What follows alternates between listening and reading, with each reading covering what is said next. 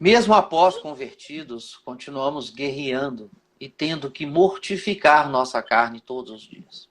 É claro, né? É uma premissa. Temos, é como O ter pessoal certeza. pensa que a conversão implica na anulação de todas as dimensões negativas do teu ser. Eu não sei quem foi que ensinou isso para o pessoal, porque são tantas expectativas erradas, equivocadas. Né? É porque não leem também a Escritura, não leem. Se lessem a Escritura o tempo todo está mostrando que o homem convertido continua lutando. É por isso que Jesus diz que é na nossa perseverança que nós ganharemos as nossas almas. Paulo diz lá em Romanos 7, ele está lá, mas está numa luta danada contra a carne, É, o Romanos 7. pecado que habita em mim. Até ele, admitindo isso, descansar. Descansar. Mas leia até o fim, por favor. Aí é como ter certeza que estamos realmente convertidos e não vivendo na prática do pecado quando, mesmo estando em Cristo há tantos anos, acabamos cometendo às vezes os mesmos erros. Mas você é um pecador, cara. Você não é pecador porque você peca. Você peca porque você é pecador. Essa é uma frase que quem me segue a vida inteira já não aguenta mais ouvir de mim. Pode até haver outros dizendo por aí, mas eu estou dizendo isso desde os 18 anos de idade. Eu aprendi com um amigo meu, o reverendo Frederico Orr, um irlandês do Evangelho, comprometido como aquelas figuras que já não existem mais. E eu convivi muito com ele lá em Manaus. Ele ia demais na minha casa, estava sempre por lá. E com meu pai, depois comigo quando eu me converti. E ele foi quem um dia me disse na garagem lá da minha casa, a propósito de alguma coisa parecida com essa aí, sobre a conversão e a continuidade da luta contra o pecado. Como diz o escritor de Hebreus. Na vossa luta contra o pecado ainda não tivestes que resistir até ao sangue. Porque a luta continua, mano. Ninguém se engane. É. Ele então me disse isso. Caio, você peca não porque você pecou. Você peca porque você é um pecador. É porque você é um pecador que você peca. Você não é pecador porque pecou. E aquilo simples, simples, simples, mas entrou em mim como um machado, entra numa madeira fofa que acolhe É, toda a lâmina. Entrou é, em mim e eu passei a dizer para o mundo inteiro, nessas circunstâncias, você não peca porque você é pecador, você ao contrário, quer dizer, você é pecador não porque você peca é porque você é pecador. De modo que até quando eu não estou pecando, eu não deixo de ser um pecador. Quando eu não estou pecando diante dos meus sentidos, da minha consciência, ou da percepção de terceiros, pecando eu estou sempre, eu sou relativo, mesmo quando eu não estou percebendo nada, a relatividade me habita o tempo todo. Então eu não tenho nenhuma presunção sobre o fato de que eu não seja pecador. Eu sou pecador nos meus melhores e mais santificados dias. Eu sou pecador. Eu sou pecador no Monte da Transfiguração, vendo Jesus ser transfigurado. Eu sou pecador. Eu sou pecador andando por sobre as águas. Eu sou pecador fazendo fogo cair do céu. Eu sou pecador multiplicando pães. Eu sou pecador curando doentes. Eu sou pecador fazendo as coisas que Jesus disse para eu fazer. Em meu nome fareis as coisas que eu faço e outras maiores farás, porque eu vou para junto do Pai. Ainda assim, eu faço isso como pecador. Eu nunca não sou pecador em momento algum da minha vida. Eu sou um pecador perdoado, isso sim. Eu sou um pecador sem culpa. Que é o que a maioria das pessoas não consegue entender. Você é um pecador, Caio? Sou. Você está carregando culpa? Não, nenhuma. A culpa Jesus levou na cruz. Está pago e consumado a culpa de qualquer pecado. Que ele já tirou. Tirou como culpa, tirou como ofensa e tirou como sentença de sobre mim. Por isso, eu não carrego nenhuma culpa. Por isso, Paulo diz em Romanos 8:1, depois de dizer que ele era um homem desventurado por causa do pecado, ele disse: a culpa, todavia, eu estou livre dela. Já não há mais nenhuma condenação para os que estão em Cristo Jesus, o nosso Senhor. A culpa não. Eu sou um pecador sem culpa. Foi levado. E o Cordeiro de Deus tira o pecado do mundo. Tira o de ontem, o de hoje, o de amanhã. Tira. É contínuo. Então, eu estou justificado, vocês entenderam? Sou um pecador sem culpa. Sou um pecador santificado, também pela fé. O meu pecado foi perdoado em Jesus na cruz, eu creio nisso. Eu creio nessa pregação de que ele levou sobre nós o pecado de nós todos. Isaías 53, Mateus 8, eu creio. Está consumado na minha vida, isso não é mais nem assunto. Eu sou perdoado. Embora seja pecador, tanto quanto pela fé, a mesma fé que me justifica é a mesma fé que me santifica. Eu sou um santo por causa do fato de que Jesus já levou os meus pecados na cruz e que o amor dele me constrange todo dia. Eu cresço no constrangimento de me tornar parecido e semelhante a Cristo Jesus. O processo de santificação é esse. Ele tira o pecado da gente e nos põe no mundo com essa alegre missão de nos tornarmos semelhantes a Ele. E é esse caminho de humanização que vai sendo cristificada, crescendo na semelhança de Deus em Cristo Jesus, que é a minha santificação, que também já foi realizada por Jesus e agora está disponibilizada para mim como prática. Ele diz, em favor deles, ó Pai, eu me santifico, eu sou santificado em Cristo Jesus.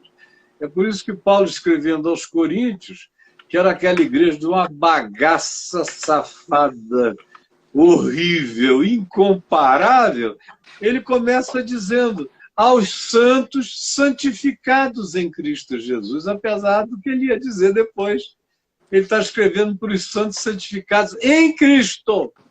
Agora, aqueles santos santificados em Cristo tinham que ser tratados, porque estava todo mundo doente ali. Doente. Então, a gente pode viver muitas vidas em Cristo Jesus. Você pode viver o tipo de vida que meu pai viveu, por exemplo, que se converteu, e o pecado na vida dele passou a ser coisas da subjetividade. Ele era um pecador porque no coração dele ele reconhecia todo dia que as subjetividades nem sempre estavam totalmente alinhadas com o amor de Deus. Mas eu confesso que do ponto de vista externo, vivendo ali todo dia com ele, eu nunca vi o cara... Eu nunca vi o homem pecar. O coração dele, ele vivia dizendo, meu filho, eu sou um gusano, eu sou um pecador. Nós somos, de fato, coisas que não são. E ele não se poupava interiormente, embora do lado de fora eu só visse beleza de santidade. O verdadeiro santo é esse que se enxerga em Deus e percebe a sua tortuosidade de emoções, de sentimentos, de pensamentos, de impactos, de reações interiores que ninguém viu do lado de fora, mas você teve um ímpeto e você sabe que aquele não foi um bom ímpeto. Você conseguiu controlar. Mas aquela pulsão, por mais treinado e disciplinado na santificação que você esteja, ela ainda está lá. Tudo é um processo de crescimento interminável. A gente pode cometer um erro horrível na hora de morrer. Pode dizer, olha, só tem uma coisa na vida que eu nunca consegui resolver, morrendo. Eu nunca consegui perdoar fulano, se alguém puder perdoá-lo por mim, que o faça. Tristeza, né? Tristeza. Mas tem muita gente assim. A conversão tem que crescer. É por isso que salvação no Novo Testamento acontece em dimensões diferentes. Eu fui salvo em Cristo Jesus. Na realidade, se eu quiser ser mais extenso, eu já nasci salvo em Cristo Jesus porque o Cordeiro foi imolado por mim antes da fundação do mundo. Durante a história, que foi de 1955 até o dia 18 de julho de 73, durante a história, vivendo como um pecador, eu tive a experiência de me encontrar com a mensagem do Evangelho e da cruz e de crer que Jesus estava perdoando os meus pecados que eu conhecia na história, e eram muitos e milhares. E ele cancelou todos. Eu nunca vivi, nunca mais atormentado por nenhum deles. Eu criei que eu estava definitivamente perdoado, como depois, em 98, quando aconteceram coisas ruins e eu traí meu casamento e fiz o que era errado. Eu sabia que era pecado. Em pecado eu me curvei diante de Deus pedindo perdão por aquele meu pecado que estava machucando tanta gente, a começar da mãe dos meus filhos e tanta gente que me amava. Agora, eu levantei perdoado. Levantei perdoado como Davi se levantou perdoado depois de toda a constatação da miséria que ele tinha praticado. Eu não fiquei orando no dia seguinte, nem no outro, nem fiz nenhuma quarentena. Eu me levantei perdoado de uma vez só. Jesus morreu por mim uma única vez. E o meu pedido de perdão foi uma única vez, e eu sei que ele me disse que já estava perdoado. Caio, tu já estás perdoado, agora levanta e vai cuidar de viver uma vida para minha glória, para curar o coração desses milhões que ficaram feridos, frustrados ou sem entender nada. Vai fazer o teu melhor. Isso aconteceu. Eu tanto me soube perdoado em 73, quanto me soube perdoado em 98, 99. Quem quer que estivesse comigo pode dar testemunho de que eu não vivi de joelho pedindo perdão todo dia, me ralando, me lancetando, sofrendo. Não! A cruz se ergueu uma vez por todas. E foi na presença dele em pé diante do Calvário que eu falei, me perdoa, Senhor. E ele disse, tu estás perdoado. Hoje mesmo estarás comigo no gozo da graça, do paraíso na terra. Vai e não peques mais. E eu fui em paz. Agora, o resto, um longo trabalho de santificação pessoal, de testemunho, de paciência. Como eu já tinha vivido antes, para mim não foi diferente. O Evangelho nunca me foi um peso, o Evangelho sempre me foi um privilégio. Quando eu entendi, na primeira epístola de João, no capítulo 5, que os mandamentos dele não são penosos, e o mandamento dele é amar, um cara que tem a dificuldade com o mandamento de amar o próximo, está muito mal. Mas está muito mal mesmo, precisa se enxergar. Porque o mandamento de amar o próximo deveria ser a coisa mais bendita da nossa vida. É. A coisa mais horrorosa deveria ser um mandamento que me mandasse odiar meu próximo. Mas o mandamento manda amar. Meu Deus, eu vou achar ruim porque só se eu estiver me endiabrando. Do contrário, eu não me dou o direito nem de ficar com implicância com ninguém. Sabe a implicância, brother? É uma maneira de você não perdoar, dizendo que já perdoou, que você tem apenas uma antipatia por aquela pessoa. Quem perdoou pode até não gostar do convívio do outro, mas não tem antipatia. E a pessoa não é um exemplo de tudo que você vai dizer de desagradável, você diz como fulano faz. Se você ouvir uma notícia ruim, a primeira coisa que você pensa é terá sido o fulano, nunca perdoou. Eu estou todo dia em processo de santificação. Perdão não me é um problema e amar alguém também não é problema, porque amor é uma decisão de fazer bem, de fazer o melhor. Então, eu fui salvo antes da fundação do mundo, sou salvo na história como privilégio para mim, como privilégio psicológico, tomar posse com dia e hora marcada dessa graça que eu conheci em meu favor. Então, eu já fui salvo. Na história, eu tomei posse dessa certeza pela graça de Deus. E na continuidade histórica, depois disso, Paulo diz que eu devo desenvolver a minha salvação com temor e tremor, que é o processo de pacificação, de santificação, de acalmamento, que cresce na medida em que você sabe que já está tudo perdoado e feito e consumado, que não há nenhuma condenação.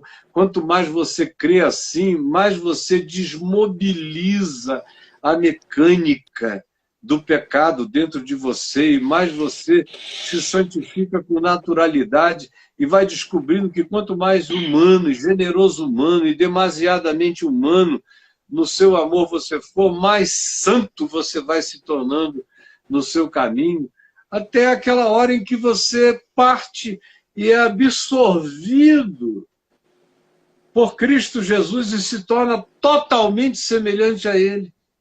Aí você experimenta o objetivo da salvação, que é te cristificar, que é te fazer semelhante em Cristo em tudo, te fazer herdeiro de Deus em tudo, como Cristo, que é o primogênito entre muitos irmãos.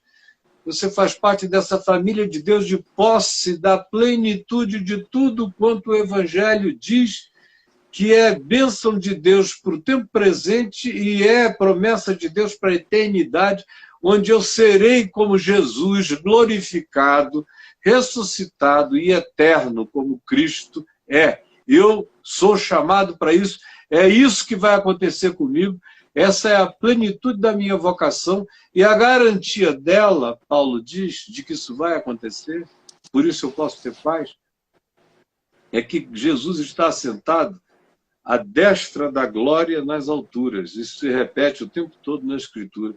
E Paulo diz, e nós já estamos assentados com ele. Nós já estamos assentados com ele. Olha bem aqui para mim, você pode me odiar, me detestar. Eu não sei o que é que você sente por mim, nem o que, nem por quê. Você devia buscar saber. Mas não interessa. Olha que bem para mim. Olha bem para mim.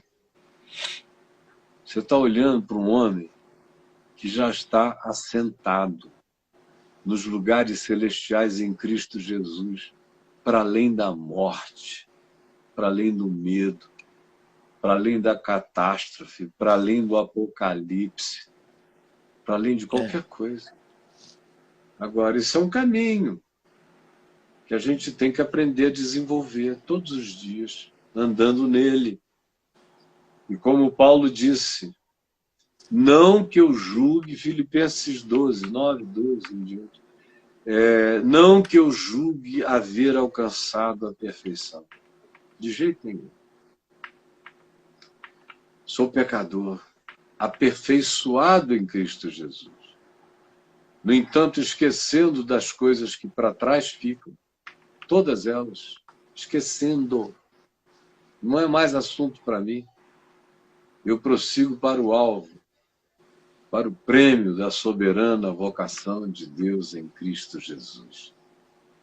Aí ele diz, ora, todos nós que somos perfeitos tenhamos esse entendimento. Ele está lidando com esse já e ainda não. Em Cristo eu já sou perfeito. Na história, ainda não. Então, eu sou um perfeito vivendo a mais perfeita imperfeição. Andando em Cristo Jesus sem tormento, sem culpa, sem neurose, sem angústia paranoica. Todos os meus pecados estão perdoados. Cara, isso é saúde mental. Se Freud tivesse conhecido isso na vida dele, a psicologia que ele teria desenvolvido seria totalmente outra. E a conclusão seria poderosamente curadora mesmo.